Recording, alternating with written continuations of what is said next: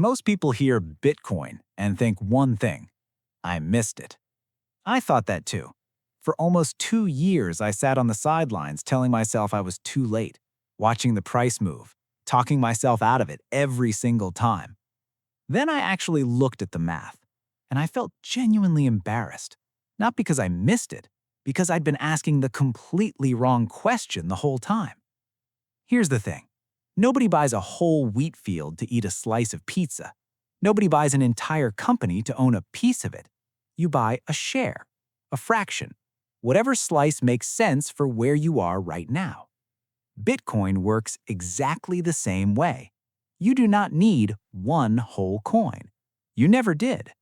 Now, let me give you one number that changed how I see this entirely. There are only 21 million Bitcoin that will ever exist. That's not a goal. That's not a projection.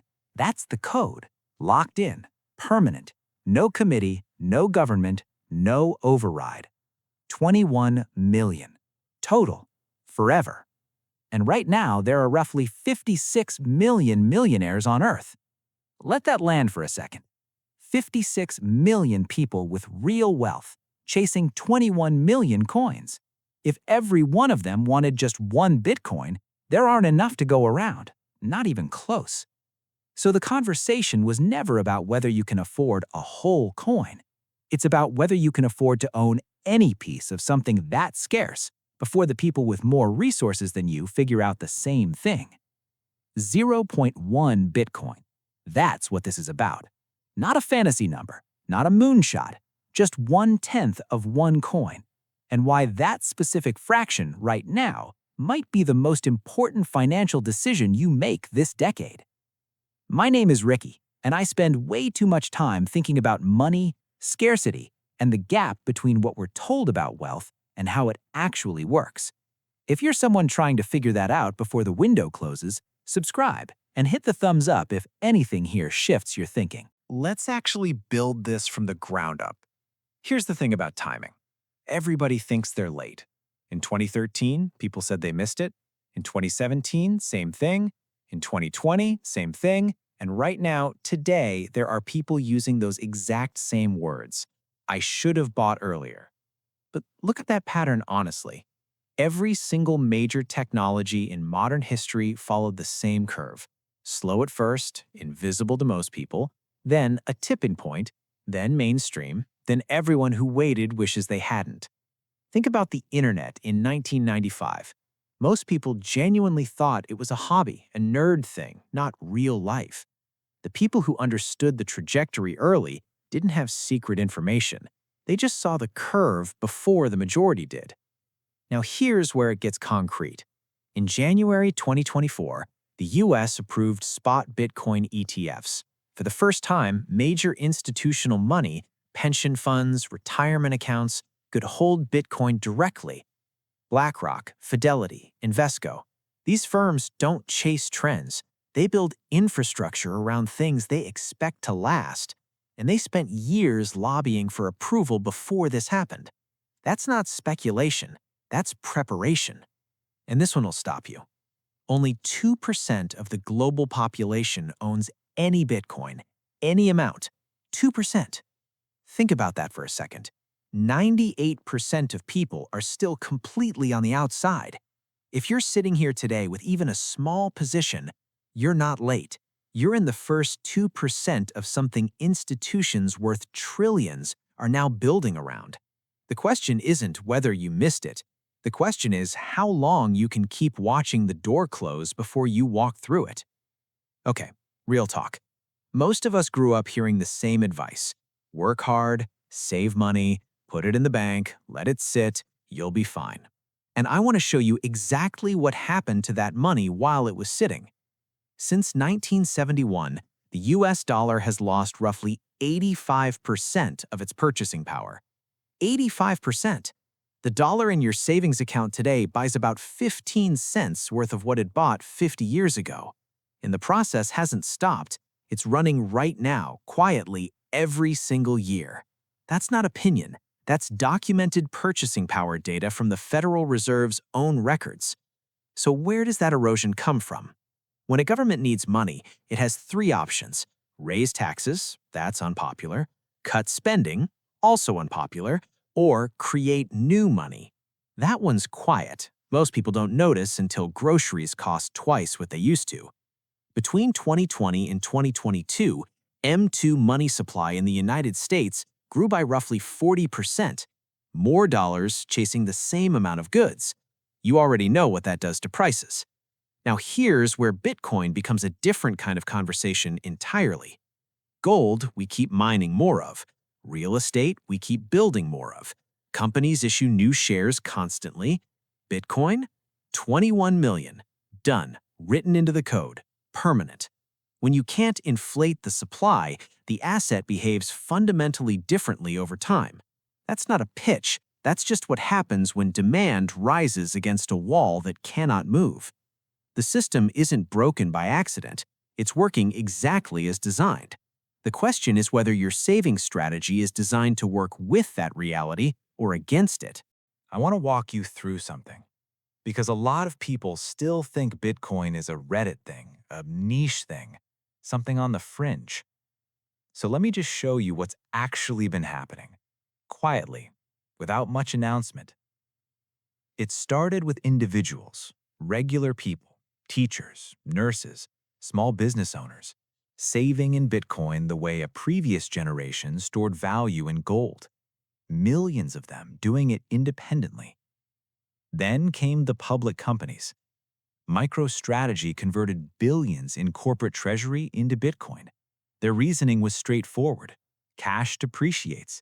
They wanted an asset with a fixed supply. So they made the switch and kept making it. Then the investment funds, hedge funds, family offices, the kind of money that runs serious risk models before touching anything. They came in. Then the banks. JP Morgan called Bitcoin a fraud in 2017. Their CEO said it publicly, confidently. That same bank now offers Bitcoin investment products to private clients. Yeah. Then January 2024, BlackRock and Fidelity ETFs approved. Billions in inflows within weeks. These firms spent years preparing for this.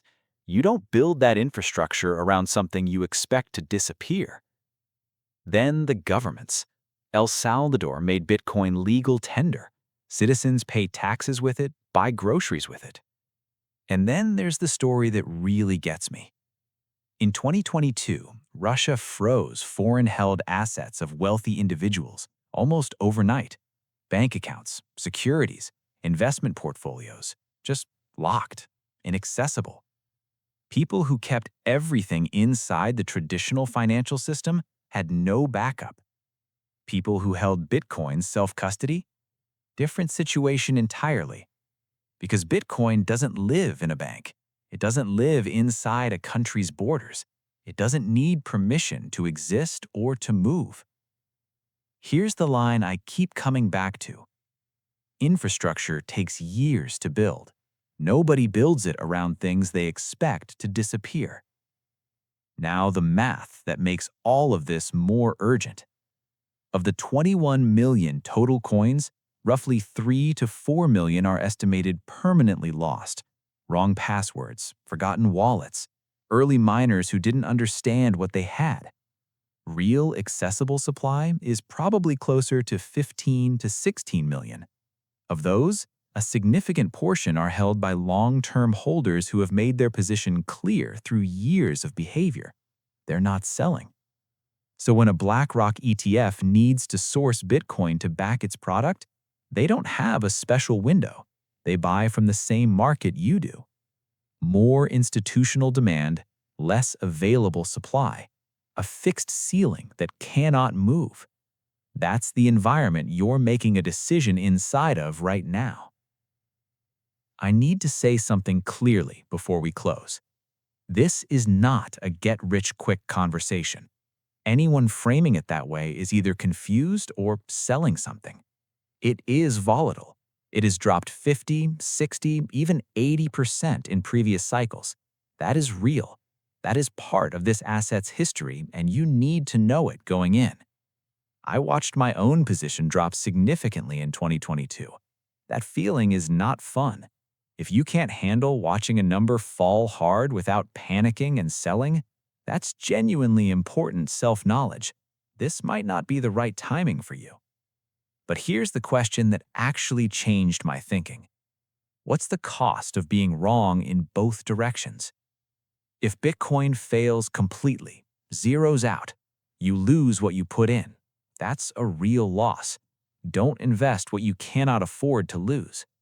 But if it doesn't fail, if the trajectory of the last 15 years continues, if institutions keep building and governments keep acknowledging it, what does it cost you to have nothing? That question matters more than any price chart.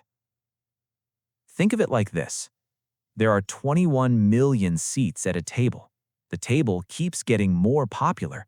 More individuals want in. More institutions want in. More countries want in. The number of seats never changes.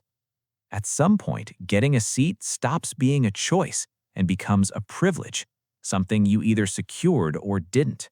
And the people who secured it early won't be congratulating you for your caution. Right now, you can still choose. You can dollar cost average, buy a small, fixed amount every month, remove the pressure of timing, build towards zero point 0.1 over months instead of days. You don't need to empty anything. You don't need to do anything dramatic. But here's what I waited too long to understand. Not deciding is a decision. Every month you keep 100% of your savings in an asset that loses purchasing power by design is a choice, a passive one, but the consequences are just as real. I waited 6 months after understanding all of this before I moved. 6 months of talking myself out of it, telling myself I'd look stupid, waiting for more certainty. That 6 months cost me more than any volatility since. Not because I missed a huge price move, because I kept asking for certainty that doesn't exist in any meaningful financial decision, ever. The people who bought Amazon at $50 felt uncertain. They felt a little crazy. Their friends raised eyebrows. They just saw the trajectory before the majority did. So here's where I'll leave you. Don't buy anything because this video told you to. Do your own research. Sit with the math. Understand what you're owning before you own it. But ask yourself honestly, do I understand what scarcity does to value over time? Do I understand how inflation quietly works against savings held in cash? Do I see the difference between a short-term speculation and a long-term position in something I've actually studied? If you can answer those questions clearly, you'll know what's right for your situation. Zero point 0.1 Bitcoin isn't a magic number.